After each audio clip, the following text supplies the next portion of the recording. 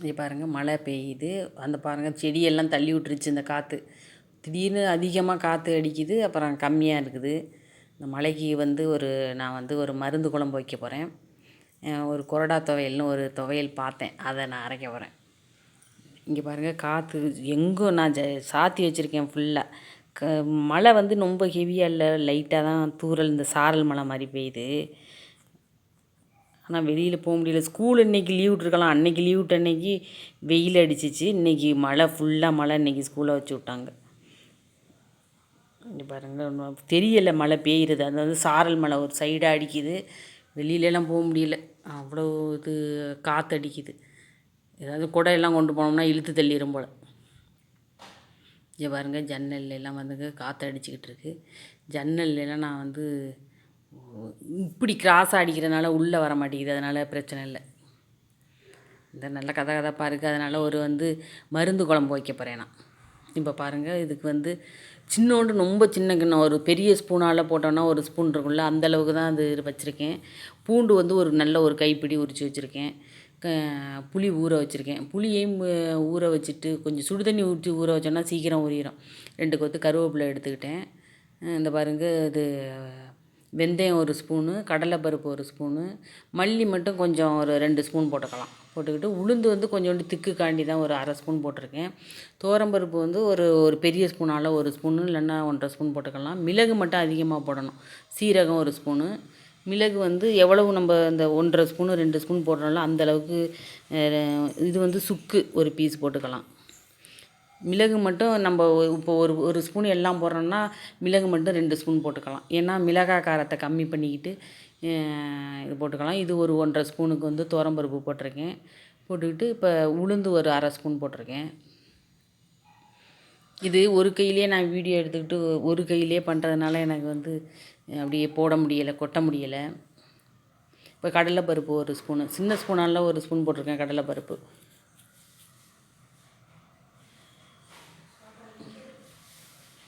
இப்போ வெந்தயம் 1 ஸ்பூனு, இதுவெல்லாம் சின்ன ஸ்பூனு. துவரம்பருப்பு மல்லி தான் பெரிய ஸ்பூனால் போட்டிருக்கேன். இந்த பாருங்கள் மல்லி அந்த கிண்ணத்தில் சின்ன கிண்ணம் தான் அது, ஒரு 1.5 ஸ்பூன் பிடிக்கும். பெரிய ஸ்பூனால் 1.5 ஸ்பூனு. அது நான் அந்த சின்ன கிண்ணத்தால் ஒரு கிண்ணம் போடுறேன். 1.5 ஸ்பூன் இருக்கும் பெரிய ஸ்பூனால். சுக்கு ஒரு பீஸ் போட்டுக்குவோம்.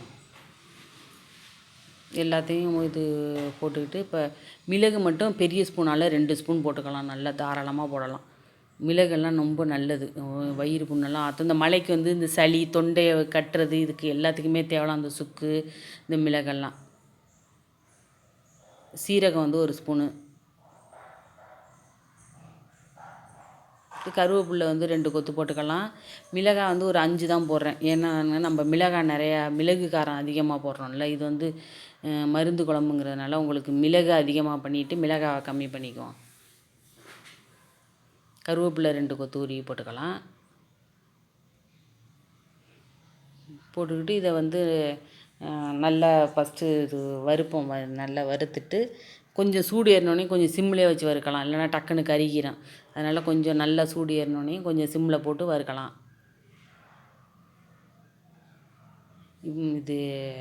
அது என்ன மல்லி ஒரு பெரிய ஸ்பூனால் 2 ஸ்பூனு, துவரம்பருப்பு 1.5 ஸ்பூனு, மற்றதெல்லாம் சின்ன ஸ்பூனால் சீரகம், இது கடலைப்பருப்பு, உளுந்து இதெல்லாம் சின்ன ஸ்பூனால் ஒரு ஸ்பூன் போட்டுக்கலாம். மிளகு மட்டும் பெரிய ஸ்பூனால் 2 ஸ்பூன் போட்டுக்கலாம்.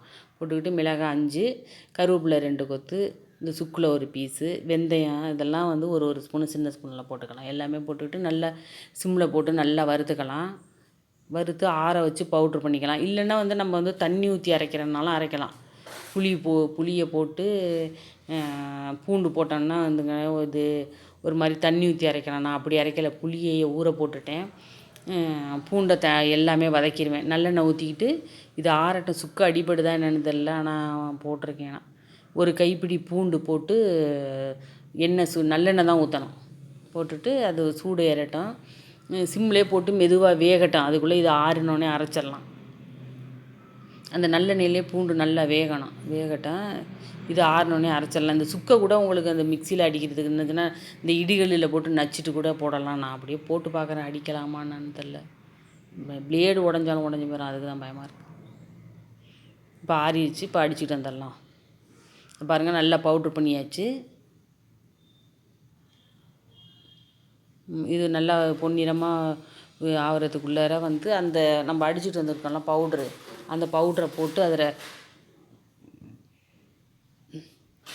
கொஞ்சோண்டு 1 ஸ்பூன் பெருங்காயம் போட்டுக்கலாம். போட்டுக்கிட்டு இப்போ இந்த பவுட்ரை எடுத்து போட்டுட்டு உடனே இந்த புளி கரைச்சி தண்ணி ரெடியாக வச்சுருந்தோன்னா அந்த தண்ணி எடுத்து அதில் ஊற்றிட்டு அதுக்கு தேவையான உப்பு போட்டுக்கணும். நல்ல தண்ணி வந்து தாராளமாக ஊற்றலாம். இது வந்து கொஞ்சோண்டு கொதிச்சோடனே நல்லா திக்காக வரும். நம்ம போட்டிருக்க பவுட்ரெல்லாம் அடித்து போட்டிருக்கோம்ல, அது திக்காக வரும். அதனால் வந்து கொஞ்சம் தண்ணி கொஞ்சம் தாராளமாக ஊற்றிட்டு அது கொதித்து அந்த பச்சை வாசனை போகணும்ல. கல் உப்பு தேவையான உப்பு போட்டுங்க.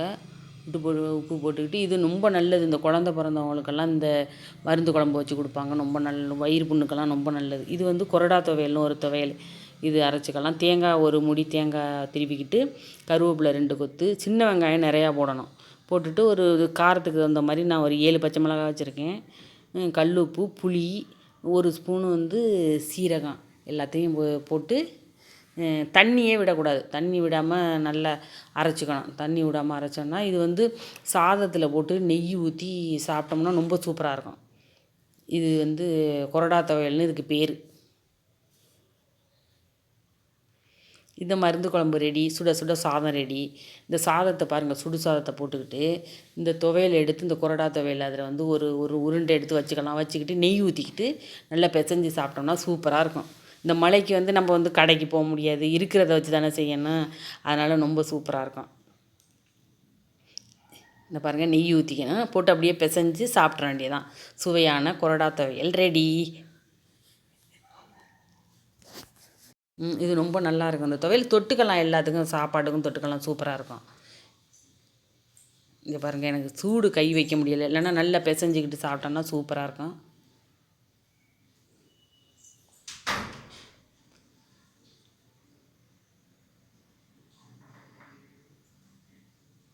வாங்க சாப்பிட்லாம். சுடுது, அதனால் என்னால் தொட முடியலை. இப்போ வந்து இது வந்து மருந்து குழம்பு எடுது. இப்போ இந்த மழைக்கு வந்து சூடாக ஏதாச்சும் சாப்பிட்டா நல்லாயிருக்கும். ஆனால் அந்த மருந்து குழம்பு வந்து ரொம்ப நல்லது. இப்போ வந்து இதை சூடாக ஊற்றிக்கிட்டு இதில் நல்லெண்ணெய்யோ நெய்யோ ஊற்றிக்கலாம். மற்ற ஊற்றிக்கிட்டோன்னா சூப்பராக இருக்கும். நல்லெண்ணெய் நெய் ஏதாச்சும் ஊற்றிக்கிட்டு இது தொட்டுக்கிறதுக்கு கொறடா துவையல் வச்சுக்கலாம். வாங்க சாப்பிட்லாம். லைக் பண்ணுங்கள், ஷேர் பண்ணுங்கள், சப்ஸ்கிரைப் பண்ணுங்கள்.